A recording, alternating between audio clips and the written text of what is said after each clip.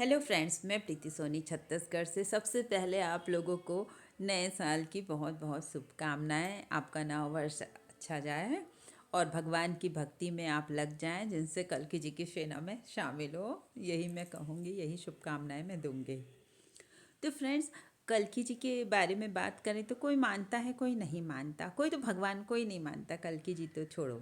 कई लोग नहीं कहते, आपने भी सुना होगा कि इतने ज़्यादा पाप बढ़ रहे हैं। आप बोलते हैं इस समय धरती में कल्कि जी है और बहुत सारे देवी देवता हैं, तो वो कहाँ हैं, क्या कर रहे हैं, इस पाप से हमें क्यों नहीं बचा रहे हैं। तो फ्रेंड्स, भगवान का भी एक नियम होता है। उन्होंने जिस हिसाब से बनाई है ये धरती, ये प्रकृति, और मेन बात है सबको अपने कर्मों का फल भी भुगतना ही पड़ता है। इसमें भगवान भी कोई छेड़छाड़ नहीं करते। जब भगवान भी तभी साथ देंगे जब हमारा कर्म ऐसा हो, तो फिर हम भगवान को क्यों माने। ये भी बात आ जाती है, जब सब कुछ कर्म पे निर्धारित है तो हम भगवान को क्यों माने। हम भगवान को इसलिए माने कि आज नहीं तो कल, इस जन्म में नहीं तो अगले जन्म में, और उसके बाद फिर नहीं तो फिर। जब तक कि हम भगवान को नहीं मानेंगे और जब तक भगवान तक नहीं पहुंच जाएंगे, ये जन्म जन्मांतर का चक्कर तो यूं ही चलता रहेगा। तो हमको जाना कहाँ है, तो हमें भगवान के शरण में ही जाना पड़ेगा। एटलीस्ट लास्ट में घूम फिर के मानो या ना मानो, आज नहीं तो कल आपको ये बात माननी पड़ेगी। और अगर नहीं भी मान रहे हो तो एक टाइम आएगा जब खुद ही ये सब चीज़ आपको खुद समझ आ जाएगी कि भगवान कितने ज़रूरी है। जैसे भगवान को नहीं मान रहे हैं, अब हवा को नहीं मानते, बोल दो। हवा कौन सी दिखाई दे रही, जो चीज़ दिखाई नहीं देती आप नहीं मानते, पर हवा है ना। बहुत सारी ऐसी चीज़ें जो दिखाई नहीं देती फिर भी है ना। जैसे मौत के बाद क्या होता है, लेकिन कुछ तो होता है, हमें नहीं मालूम, लेकिन है ना। अब माँ के पेट में बच्चा कैसे रहता है, कितना सुरक्षित रहता है उस गर्भ में, है ना। तो भगवान कहीं ना कहीं तो है ना। अब किसी किसी का कुछ गड़बड़ हो जाता है तो सब वही भाग्य पे ही डिपेंड करता है। हम नहीं बोल सकते कि कैसा किया है या उसने ऐसा किया तो भुगत रहा है, ऐसा कुछ नहीं है। कब कहाँ पर किसका कर्म है वो भगवान को ही पता है। हमें क्या करना है, हमें सिर्फ भगवान पे विश्वास रखना है। क्योंकि जब भगवान पे विश्वास रखेंगे ना, तभी हम सही जगह पर पहुँचेंगे। आपको देखो, विरोध करना तो बहुत ही सरल है, बोल दो ऐसा है, कोई भगवान नहीं होते, दिखते नहीं है, तो क्या मानेंगे ऐसा करके। तो फ्रेंड्स, आप ही सोचिए ना, मान लो कि नहीं है भगवान, तो हम लोगों को कौन बनाया। ये जो है पशु पक्षी, छोटे से छोटे जीव आपने देखे हैं, इतने सुंदर पर्वत हैं, इतने पेड़ पौधे, जंगल, समुद्र, जितना कुछ देखा है, अलग अलग नज़ारा, ये सब कौन बनाया। इतने अच्छे का जो खाने पीने के हमें सामान मिला है, तो वो सब कौन बनाया। तो इसके पीछे किसी न किसी को तो आप मानते हैं ना। जिसे आप मानते हैं ये वही भगवान है जिसकी हम बात करते हैं, जो संपूर्ण रूप से आएंगे। जब राम जी आए ना, उस टाइम पे क्या थी कि बहुत सारे लोग बहुत ज़्यादा सात्विक थे, है ना, और सब धर्म के रास्ते पर थे। बहुत ही कम लोग, बिल्कुल क्या कहना चाहिए, युग का एक ही पैर लड़खड़ाया था, धर्म का एक ही पैर उस समय लड़खड़ाया था। तो सब मोस्टली धार्मिक ही थे, रावण जैसे कुछ लोगों को छोड़कर, है ना। तो उससे क्या हुआ, राम जी जब आए तो उसी तरीके से रूप लेकर आए, मर्यादा में रहे पूरी तरीके से, और जैसा लोग चाहते थे उससे भी ज़्यादा वो सात्विक और अच्छे बनकर दिखाए। फिर कृष्ण जी आए। कृष्ण जी के समय क्या हुआ था, द्वापर युग चल रहा था। धर्म सिर्फ क्या था कि दो पैरों पर खड़ा था, और वो भी दो पैरों में खड़ा था तो 50% लोग जो है आसुरी प्रवृत्ति के हो गए थे, दुर्योधन जैसे, और भी आप जान रहे कौरव सेना सब आसुरी प्रवृत्ति के हो गए थे। और कुछ लोग अच्छे थे, फिर भी वो कौरव की तरफ जाके लड़ाई किए, क्योंकि उस समय का युग वैसा ही चल रहा था। जो धर्म के रास्ते पर था वो बहुत ज़्यादा मजबूर था। तो उस समय कृष्ण जी को थोड़ी चालाकी की ज़रूरत थी, तो वो उस रूप में आए, थोड़ी चालाकी की, थोड़ा और अपनी लीला दिखाई, अर्जुन को कन्वेंस किया, इस टाइप से काम हुआ। अभी क्या है, अभी तो कलयुग चल रहा है। कलयुग तो पूरी तरीके से, अक्सर मैं बोलती हूँ ना, रावण और कंस से बड़े बड़े असुर हैं। और धर्म जो एक पैर में खड़ा था ना 5,000 साल तक, वो भी अब लड़खड़ाने लग गया है।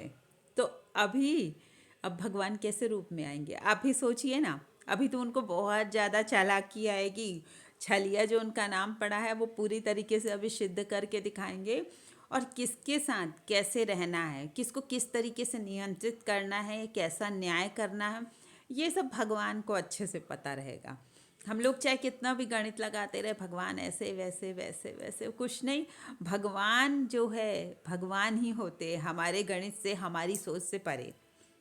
कभी कभी आपने सुना भी होगा ना कि हमारी एक अंगुल की बुद्धि, इतनी छोटी बुद्धि, भगवान के विशाल रूप को, दिव्य रूप को वो समझ नहीं सकती, उनके दिव्य लीलाओं को।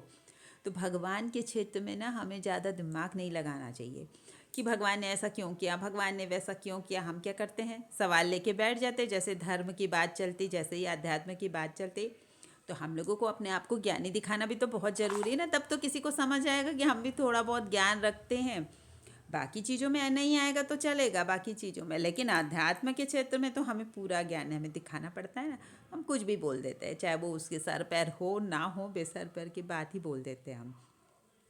तो अभी जो कल्कि जी आएंगे ना, इसलिए पूर्ण रूप से पूर्ण अवतार जो बोला गया है ना, वो इसीलिए कल्कि जी का कहा गया है कि वो पूर्ण रूप से 64 कलाओं के साथ, मैंने बताया है ना, इस तरीके से आएंगे। अब जिसे मानना है तो मानिए, नहीं मानना है तो फिर कुछ नहीं कर सकते। और 2026 लगा है ना जब से, तो आपको भी पता है 2026 की कैसे बड़ी बड़ी भविष्यवाणियाँ हुई हैं, है ना, कि कितना खतरनाक होगा, ऐसा होगा वैसा होगा, 2025 से भी भयानक होगा। इतने सारे लोग तो झूठ बोलेंगे नहीं, अगर ये बोल रहे हैं लोग तो झूठ बोलेंगे नहीं। जो ज्योतिष की गणना है उससे भी पता चला है, और ज्योतिष तो कितना पावरफुल है हमारे देश का, आप तो को तो पता ही है। क्योंकि सोचिए, यहाँ धरती पर बैठ के, मतलब जो नासा अभी बता रहा, हमारे ज्योतिष तो कितने पहले से ही धरती पे बैठ के इतने असंख्य चांद तारों की गणना कर लेते थे। हम लोगों को कहाँ पता था ये, हम लोगों को कहाँ आती है, हम तो तारे भी नहीं गिन सकते हैं। पर हमारे ज्योतिष, सोचो, हमारे जो संत महात्मा थे वो कितने बड़े ज्ञानी थे, धरती पे बैठे बैठे सब कुछ गिन लेते थे, है ना। तो उनके अनुसार भी, उस गणना के अनुसार भी अभी वो टाइम आ चुका है कि बस जो हम बातें करते हैं ना, बस वो होने ही वाला है, ऐसा टाइम आ गया है। इसलिए तो हम लोग, मैं बार बार आप लोगों से रिक्वेस्ट करती हूँ, बार बार आग्रह करती हूँ कि कुछ मत करो, बस भगवान का नाम लो, भगवान पे बिलीव कर लो, इतना ही तो करना है आपको। कौन सा कठिन काम, मैंने कहा। इतना लोग क्यों गुस्सा हो जाते हैं मुझे नहीं पता। मैं तो बस इतना ही बोलती हूँ कि आप मन से शांत हो जाओ, झूठ मत बोलो, किसी के साथ धोखाधड़ी मत करो, बिल्कुल एकदम साफ मन के रहो। अगर आपका मन साफ है, आपने कभी किसी का गलत नहीं किया है, और चुपचाप भगवान का नाम ले लो, और कुछ भी नहीं मांगा है। मैंने ये नहीं कहा कि मुझे पैसे दो, या इतना बड़ा बड़ा तप जप करो, इतना ज़्यादा पूजा पाठ करो, बस इतना सा सरल सा काम करना है। उसमें कुछ लोगों को इतनी प्रॉब्लम हो जाती है कि आपको बड़े तत्वदर्शी ऋषि नहीं मिले, संत नहीं मिले। अरे बस जितने भी तत्वदर्शी होंगे ना, और आजकल के तो संतों के बारे में आपको पता है कि उनको अपनी जेबें भरनी होती है। सिर्फ हमारे हिसाब से सिर्फ इतना ही ज्ञान काफ़ी है कि कैसे भी उल्टे सीधे, कैसे भी तरीके से बस अपना मन भगवान में लगा लो। जब वाल्मीकि जैसे ऋषि के बारे में बोलते हैं, मरा मरा करके वो कहाँ से कहाँ पहुँच गए, उल्टा उल्टा नाम लेकर भगवान का। और सोचो, पहले के लोग कितने भोले भाले होते थे कि नाम भी ठीक से नहीं ले पाते थे। तो हम लोगों को तो थोड़ा सा ज्ञान है, हम लोग कलयुग के प्राणी हैं, ज़्यादा बुद्धिमान है बाकी युगों के लोगों से। बस इतना ही करना है कि भगवान का नाम ले लो, बस इतना ही तो बताया है, उसमें ज़्यादा कुछ भी बड़े बड़े ज्ञान की ज़रूरत नहीं है। आपने वो धन्ना सेठ की कहानी सुनी होगी, है ना। उसने क्या किया, वो तो बेचारा कितना भोला भाला गरीब किसान था, उसे कौन सा तत्व ज्ञान था, कौन से उसने वेद पुराण ग्रंथ पढ़ लिए थे। सिर्फ वो भगवान मेरा में रहता था, है ना। और भी बहुत सारे लोग हैं, जैसे छोटे छोटे, जो ऐसे हम लोगों को लगता है ना कि बहुत छोटे भक्त हैं, वो छोटे भक्त नहीं होते, पिछले जन्म के अपने कर्म लेके आए होते हैं। जितना उन्होंने पूजा पाठ, जितना भगवान के प्रति समर्पित आध्यात्मिक कर्म किया होता है ना, उसके हिसाब से ये जन्म मिलता है। और भगवान का नाम आ रहा है ना अगर आपको, तो सोचो आप कितने ज़्यादा भाग्यशाली हो कि ऐसे टाइम पे, इतने बुरे टाइम पे, कलयुग के टाइम पे आपको भगवान का नाम आ रहा है। इससे बड़े भाग्य की बात क्या होगी। क्या भगवान में मन लगा सकते हैं। तो फ्रेंड्स, आप बस भगवान में मन लगाइए, आप देखेंगे कि बहुत भोले भाले भक्त होते हैं जिनको भगवान के दर्शन हो जाते, कुछ भी ज्ञान की जरूरत नहीं होती है, उल्टे सीधे किसी भी तरीके से, बस एक ही ज्ञान काफ़ी है कि अपना मन भगवान में लगा लो। चाहे आपको गुस्सा भी आ रहा है ना, तो भगवान को गुस्से में ही याद कर लो। अरे भगवान ने जय श्री राम आपने ऐसा कर दिया, फिर भी मैं आपका पीछा नहीं छोड़ूंगा राम जी, मैं तो आपका नाम लेके रहूँगा। हे कृष्णा, मैं तो आपका नाम लेके रहूँगा, आपने भले मेरे साथ बुरा किया लेकिन मैं आपको नहीं छोड़ूंगा। ऐसा करके ना आप भगवान में मन लगा लो, ऐसे ही बोल बोल के लगा लो, गुस्सा निकाल निकाल के भगवान पे, तो भी आपका कल्याण हो जाएगा। अगर आपको मेरा ये वीडियो अच्छा लगता है तो लाइक कमेंट शेयर कीजिएगा, और मेरे जो चैनल पर नए हैं वो मेरा चैनल सब्सक्राइब ज़रूर कीजिएगा। Thank you friends.